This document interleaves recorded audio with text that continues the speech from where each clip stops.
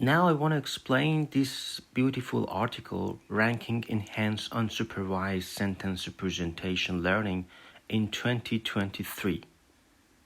And there are other related articles. These are positive samples. For example, they use techniques of token shuffling, they use a technique of dropout masking, or they use a technique of sentence negation in the three. But I want to focus on ranking enhanced unsupervised sentence representation learning. So what is the motivation behind this beautiful article? Unsupervised sentence representation learning has progressed through contrastive learning and data augmentation methods such as dropout masking. Despite this progress, sentence encoders are still limited to using only an input sentence when predicting its semantic vector. For example, consider your transformer. You consider one sentence when you want to embed something, you want to represent that, or even LSTM, any sequence modeling, any recurrent neural networks, you use one sentence. And of course, you train it in a batch, but it is separate. In training that, your context is limited to just one sentence, but we want to go beyond that, and we will show how. So we show that semantic meaning of a sentence is also determined by nearest neighbor sentences that are similar to the input sentence. The semantic meaning of a sentence is not only determined by the word within the sentence itself, but also by other sentences with similar meanings. So the idea is that they proposed a novel unsupervised sentence encoder. They call them rank encoder. Rank encoder predicts the semantic vector of an input sentence by leveraging its relationship with other sentences in an external corpus as well as the input sentence itself.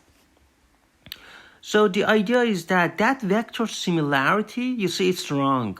It says similarity of A and B is greater, while we know that similarity of A and C is greater than that. But vector similarity that your LSTM is providing is wrong, just because your context is just limited to just one sentence. So we should go beyond that, and leveraging the k-nearest neighbor sentences helps a sentence encoder to approximate a more accurate semantic meaning of a sentence. For instance, when two input sentences have more common neighbors than other sentences, it is likely that they are semantically similar.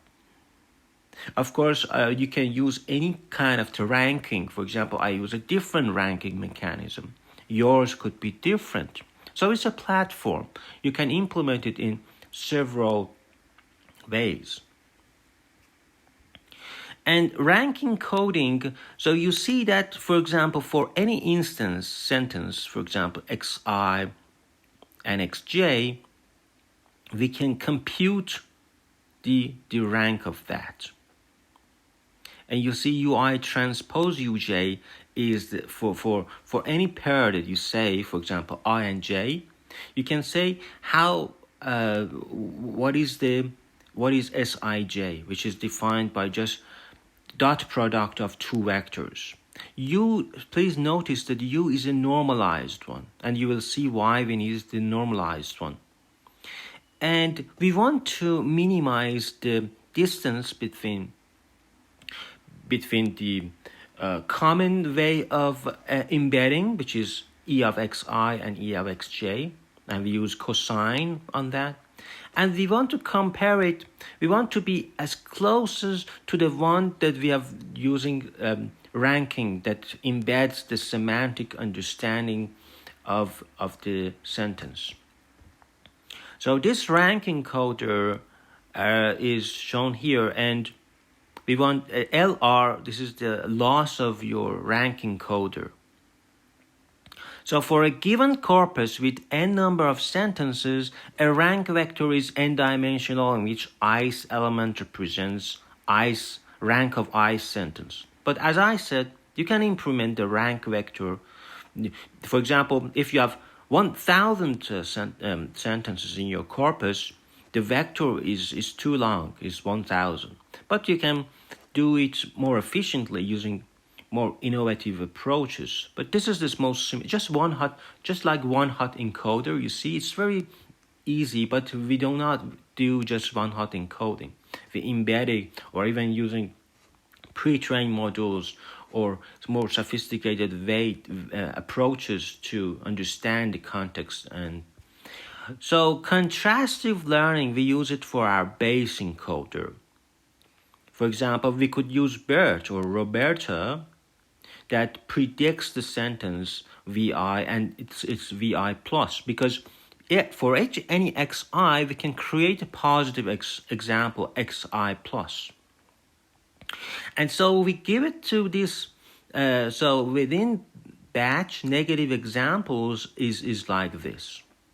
So given a batch of M sentences, the contrastive training objective for a sentence is like L sub I. And you see we use cosine similarity. And tau is temperature as a hyperparameter. And your rank encoder is very important. So as I said, G is that normalizer. And so what we are doing is that for any input, for any query that you have, for example, X, you can see in which part of the space it is. If it's similar, if it's very close to A, we know the rank of that, which all of the points in this area are the same. And the semantic vector space of rank vectors, so the similarity between the rank vectors is affected mainly by their neighbor sentences, even though we use the entire sentences in a given corpus. So our model training is, we use a total loss, which is maximum of lambda train, just a hyperparameter, times L of L sub R, which is we want to reduce the distance between UI transpose UJ and our usual cosine. Because we want to guide our traditional way of embedding using LSTM or transformer or anything, but we want to guide it through, we want that to respect our ranking, which is UI transpose UJ. Because in all the semantic knowledge is encoded, or is already encoded in UI transpose UJ. So we just need to get closer. We get them closer, and that's it. So we use this maximum of these L sub R and L sub CL. And sentence pair filtering, we use some thresholding, such as tau sub U or tau sub L, because we don't want our model to be very sensitive. If the value, the numerical value is, for example, 0.00001, so you see it's less than our threshold. So we don't want the model to be so sensitive, and we don't want, of course, overtraining and overfitting, and so that's why we use these things. Of course, because we want to have less complexity in our model, and thresholding, like you see here, tau L and tau U are just one of the ways. And so previous unsupervised sentence encoders randomly sample sentences to contrast the batch, and randomly sample sentence pairs are mostly dissimilar pairs.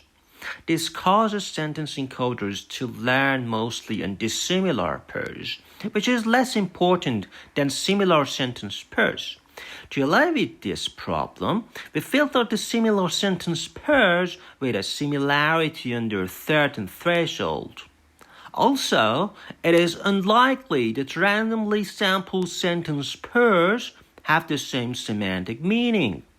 We regard sentence pairs with high similarity as noisy samples and filter these pairs with a certain threshold. The final rank encoder loss function with sentence pair filtering is shown here in equation 6. So for inference, we can use it for inference because we already know that z sub I and z sub j are rank vectors of x sub I and x sub j. We have already computed that, so we use similarity.